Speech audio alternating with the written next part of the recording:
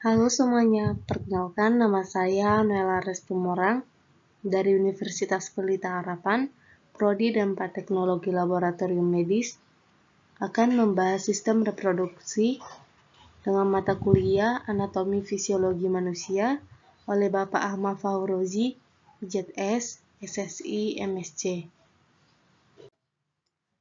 Topik kali ini yaitu yang pertama organ genitalia luar wanita, yang kedua organ genitalia dalam wanita, yang ketiga anatomi fisiologi payudara, yang keempat kelainan organ reproduksi wanita, yang kelima organ genitalia luar pria, yang keenam organ genitalia dalam pria, yang ketujuh fungsi organ reproduksi si pria, yang terakhir yaitu kelainan organ reproduksi pria.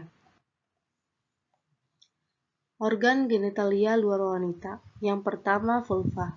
Vulva merupakan alat kelamin luar wanita yang terdiri atas mons pubis, mons generis, labia mayora atau bibir-bibir besar, labia minora atau bibir-bibir kecil, klitoris atau klentit, vestibulum atau serambi dengan kelenjar-kelenjar yang bermuara di dalamnya, serta himen atau selaput darah.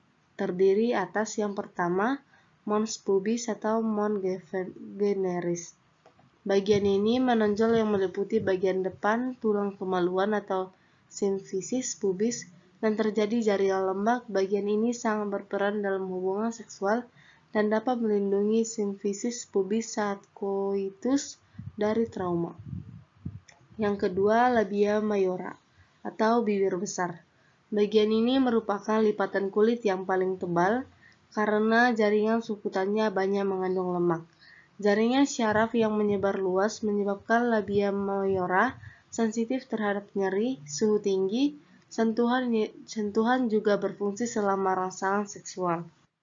Yang ketiga, labia minora atau bibir kecil. Labia minora merupakan lipatan kulit di sebelah tengah labia mayora dan selalu basah karena dilumasi oleh kelenjar-kelenjar labia minora.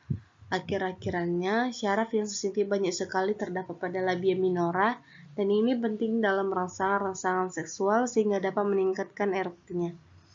Yang keempat, klitoris atau klentit. Klitoris merupakan suatu tunggul atau organ yang sedikit menonjol dan identik dengan penis laki-laki. Besar klitoris bervariasi antara setiap wanita, tetapi kira-kira sebesar kacang hijau.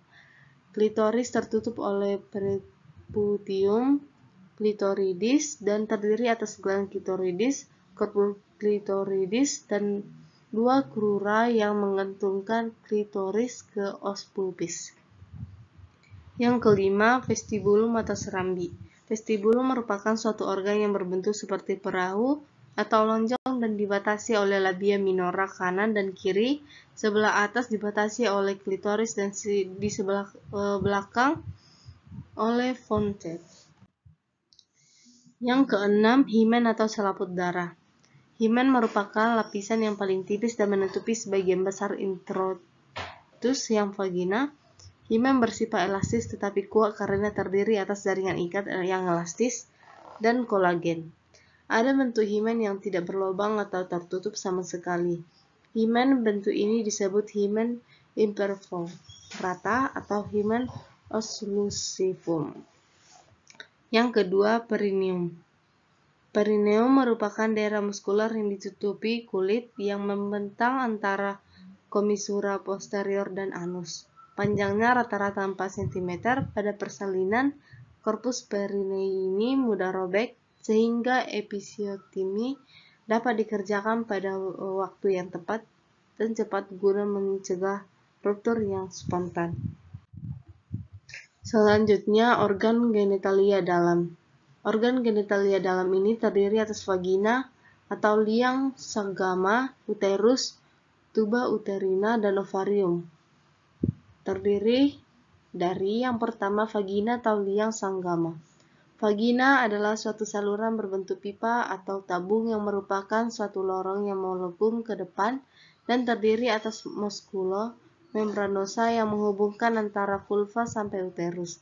Panjang vagina pada dinding depan sekitar 6-7 cm dan lebih pendek dari dinding belakang Sedangkan pada dinding posterior atau belakang panjangnya kira-kira 7-10 cm. Fungsi vagina adalah sebagai saluran keluar uterus, alat sanggama, dan jalan lahir. Yang kedua, uterus. Uterus terletak di punggul kecil, sebelah depan dibatasi oleh kandung kencing, dan di sebelah belakang oleh rektum.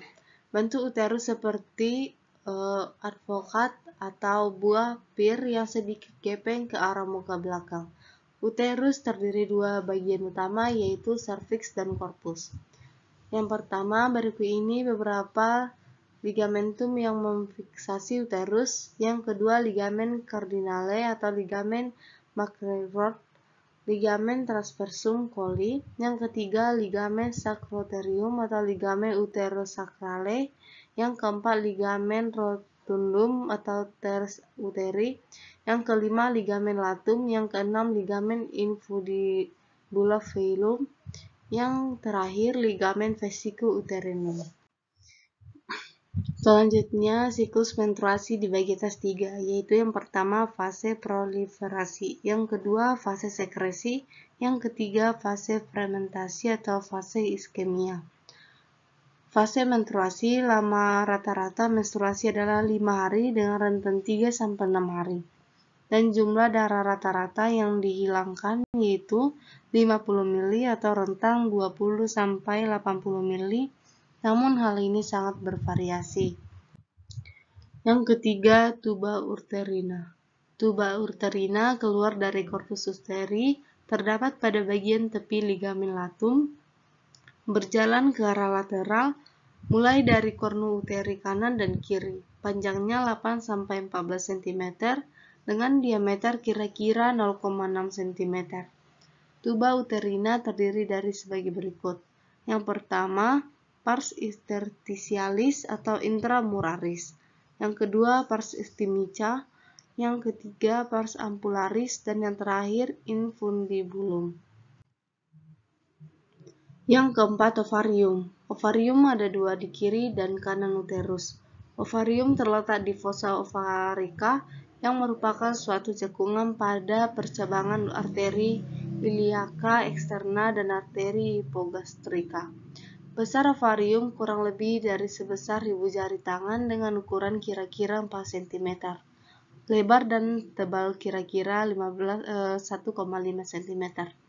Fungsi utama ovarium adalah sebagai tempat pemasakan sel-sel germinal. Siklus ovarium, berbagai hormon akan dikeluarkan oleh hipofisis atau lobus arterior. 3 diantaranya sangat penting dalam fisiologi reproduksi.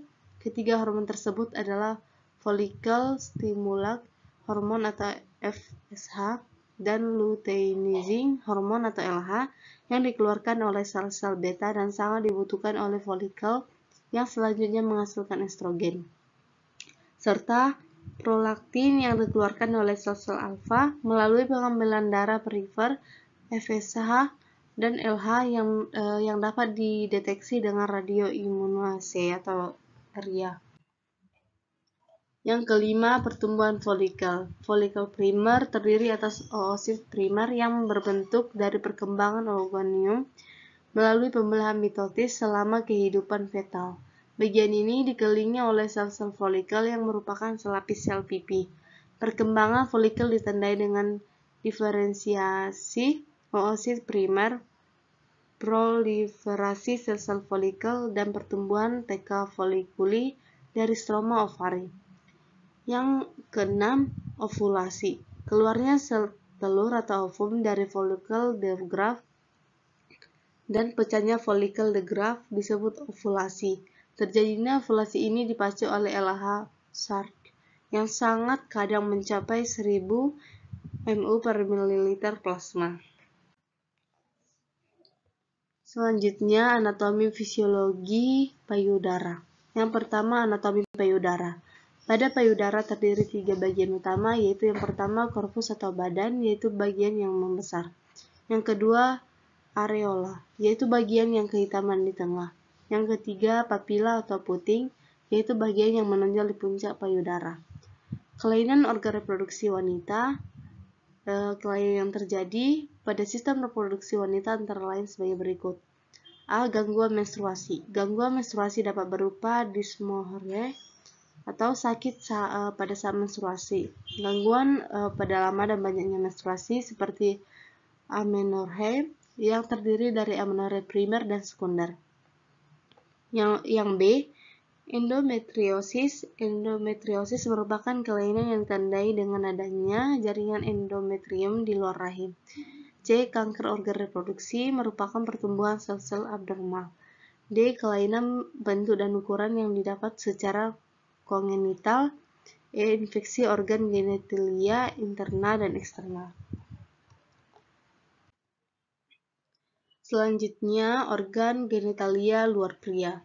Organ genitalia eksternal ini terdiri atas penis dan skrotum atau kantung jakar. Yang pertama, penis. Penis adalah alat kelamin luar yang berfungsi sebagai alat persetubuhan atau alat senggama dan juga sebagai saluran untuk pembuangan sperma dan air seni. Penis terdiri dari akar atau menempel pada dinding perut. Badan merupakan bagian tengah dari penis dan gelas penis atau ujung penis yang berbentuk seperti kerucut. Badan penis dibentuk dari 3 massa jaringan elektril silindris, yaitu 2 korpus cavernosum dan 1 korpus spongiosum mengelilingi uretra. Yang kedua, skrotum. Skrotum adalah kantung kulit yang menggantung di bagian bawah penis. Skrotum terdiri dari kulit, fasia, dan otot polos yang membungkus dan menopang testis di luar tubuh. Skrotum terdiri atas 2 kantong skrotal. Setiap skrotal berisi 1 testis tunggal dipisahkan oleh spertum internal. Selanjutnya yaitu organ genitalia dalam pria.